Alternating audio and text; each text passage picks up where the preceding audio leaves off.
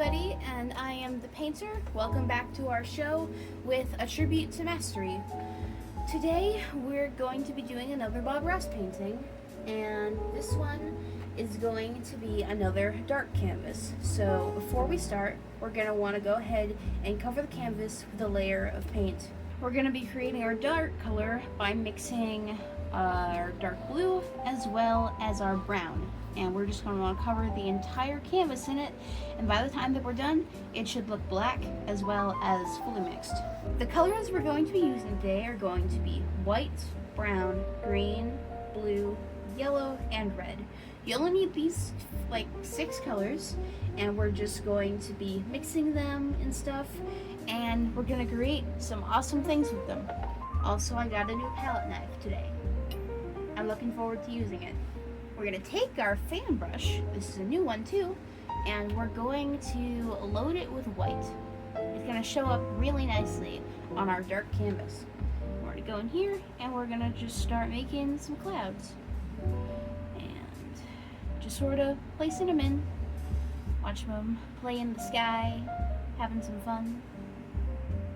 They can be going just sort of halfway this direction. Maybe we'll have one going this way too. It can be a rogue, it can be rebel, that's fun. And now we're gonna go in with our sponge brush, and we're just gonna diffuse it at the bottom here to make it kind of halfway fade away into the sky. Or you can go in here and kind of halfway make some little wisps. That's fun. You can make some little X patterns. They're already halfway looking like clouds. We can have as many clouds as we want. So we're gonna go in here. I'm gonna add some more. I'll add a big one up here that's covering this whole corner. That's cool. We can go in and we'll add another one in here. Maybe one going across here because it's cool. Just like this. And there's some excess paint here, so I'm gonna go in and add some more in here. And then we do the same thing with our sponge brush. And we want this to go about halfway down. So we're just gonna go in and we're gonna add even more clouds all over the sky. And then once you got all your clouds done, you can go in with your water that you've got handy. You're supposed to have done that. Which if you didn't and you need to go get some, that's fine. But you know, you're painting. You should get some water or some paint thinner to thin the paint out and get it out of your brush so that you're not just mixing a bunch of colors together, which can be fine, but it can get difficult when you run low on colors and suddenly your brush is just one big grayish color. And then once you're eventually cleaning it out, then it's gonna make a huge mess in your sink because you're gonna get some water on it and all that color is immediately gonna go from your brush to your sink, and suddenly you're gonna have a very colorful sink. And using our fan brush still, we're gonna go in with our red, get it right here on our canvas so we can mix it, and we're gonna take some green and we're gonna put it about equal, and we're gonna mix it together and it'll create this beautiful black color, brownish black. It'll stand out on the canvas. And with our brush loaded with color, we're gonna go about here, and we're just gonna start creating a giant stone structure. Is it a mountain? Is it just a big rock? I don't know, we'll have to find out. And we can just go in here, and we can fill this in, and it already stands out. Alright, more green, more red. It needs to be dark. Gotta be careful, because there's so much white on our canvas. Makes it a very pretty purplish red rock though. And now we can go in and maybe there's some little trees that are living out here on this rock. So we can just add some in here, add one there. Big stones, so there's gotta be trees there. So, alright, we're gonna have one here. Maybe this one here can be Robert. Gotta be careful with these brushes, because if you don't know what you're doing with them, it just creates a big mass. And it ends up looking more like a smudge than a tree. But you know what, that's okay. Because this is our world, and things are gonna look how they're gonna look. It's gonna look how it's gonna look. And I can go in here, and create another tree. We can come out sort of halfway this way. And then we're going to go in and we're going to make a really tall tree. It's coming out here. It's halfway up to these ones. And it's just in here. Now, I do have multiple fan brushes. However, just for the sake of this, I'm only using the one. Just to sort of emulate what it might be like for somebody who doesn't have quite as many supplies as I do. Makes it easier for someone to follow my lead. And now we're going to go in with some brown and some white. Mix it up real good. And we can add a little bit of our black to it to make it really gray. That's a very good gray. Like right here on our palette. And add a little bit of a highlight. It's like a little path coming down our rock. Maybe it is a mountain. I don't know. It's a big rock though. And it's going down this way. The path coming around the mountain. Coming around the mountain. Robert's on the path when it comes. As you can see, doing this immediately creates more depth into our structure here. Now let's add a little highlight here. And maybe one in here. Add some peaks and ridges to our mountain. Or rock. I don't know why I keep calling it a mountain. Guess I'm not used to just doing regular rocks. And I'll add some just in here to add some color to it, make it more interesting looking.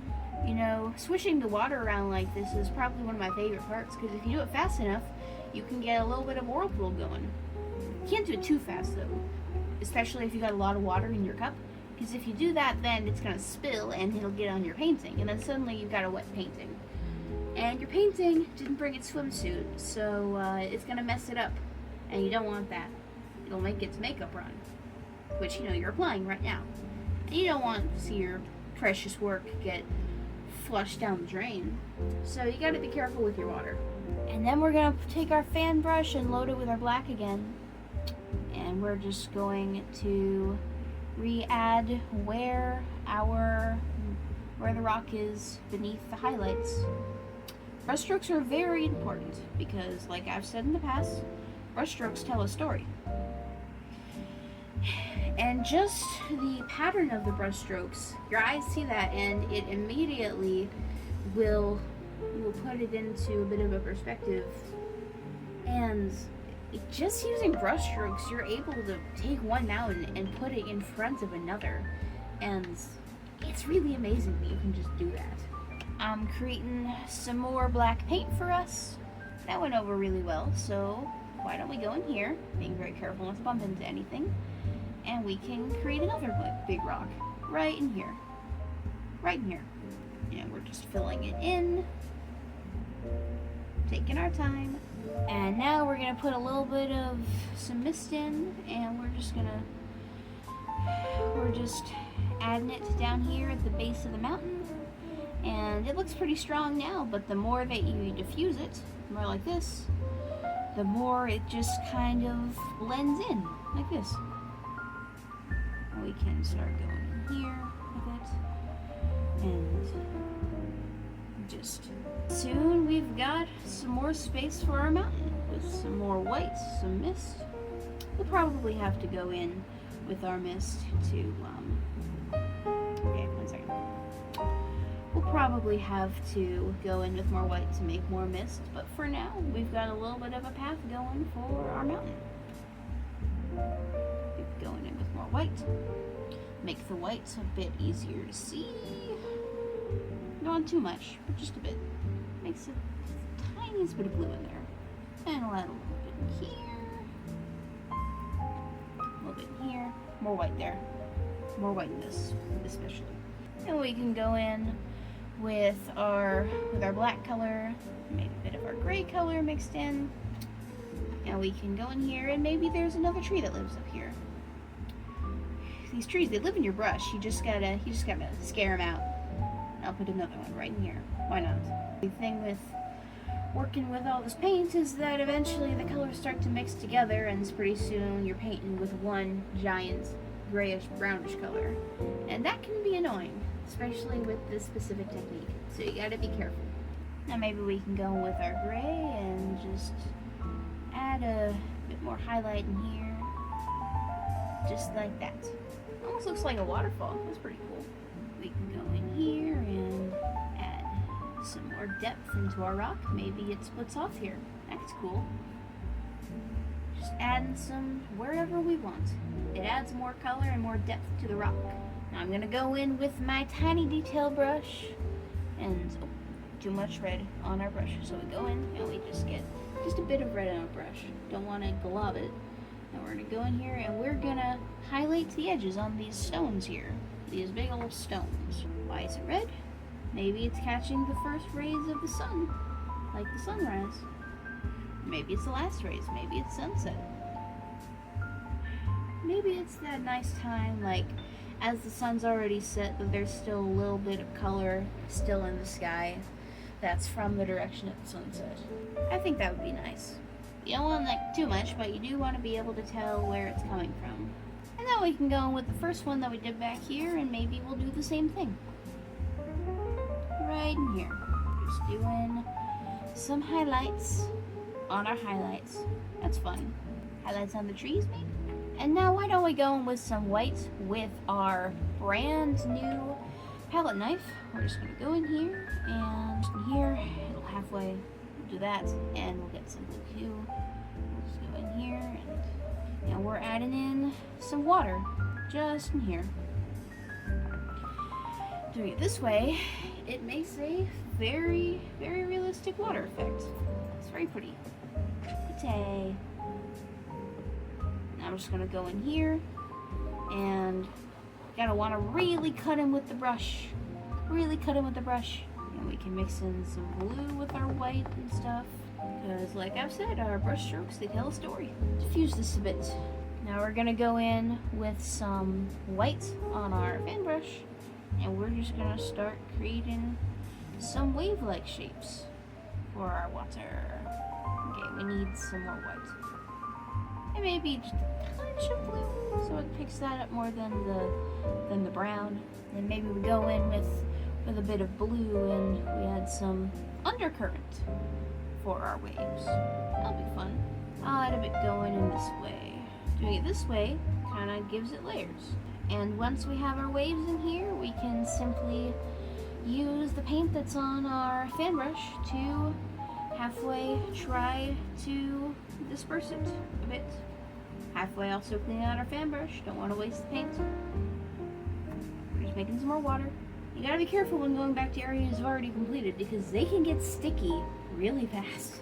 That kind of comes to our advantage, especially when we can go in here and with plenty of white, we go in here and we can create some crashing waves up here. Maybe a little bit back here too. Just a little bit. Barely even tell what's going on. And we're gonna get a little bit of yellow and we're gonna just put it in here. We want it to halfway kind of pick up on it. I don't want this to go most of the way across. Make it a sort of greenish color, yellowish hue. And with our white, we can just go in and sort of halfway pull this over a bit. We're going for the water's halfway falling over and then it kind of smooths out. Then using our blue, we can go in here. Mix our colors a bit. We can just use our blue here and sort of just drag this all over. And that's okay. Now we can go in and we're going to go straight across. Straight across with this. Going around what we've made halfway. Paint being sticky here is a bit of a pain, but that's okay. It being sticky is probably a good thing. And we can bring it out this way. We can even use some of our whitish to pull this down and make some more dynamic shapes with our water. And we can use our sponge brush and we can just diffuse this out a bit. This ends up looking actually pretty cool. Now what I think we'll do is we're going to go in with some brown and we can create some little stones in our water. Just some basic shapes. Just some basic shapes. But that's okay. Add some in here. And maybe we'll put one right in here. Put it on top of it. And then maybe we'll go in here and we'll create big one. We'll call this one Char. Char the Boulder. Yeah. And another one right here. And maybe a decent sized one surrounded by some smaller ones. We'll give Char some little friends too. Why not? Hopefully Char and Robert are able to get a bit closer next time. But anyway, I think did a pretty cool job here. So what I'm gonna do is I'm gonna go ahead and use the palette knife to sign the painting. Alright, that is all the time we have for now. But I seriously hope that you enjoyed watching me paint this as much as I did actually painting it. Join us next time for the next episode of A Tribute to Mastery. Alright, this is the Painter, signing off. So long. Farewell.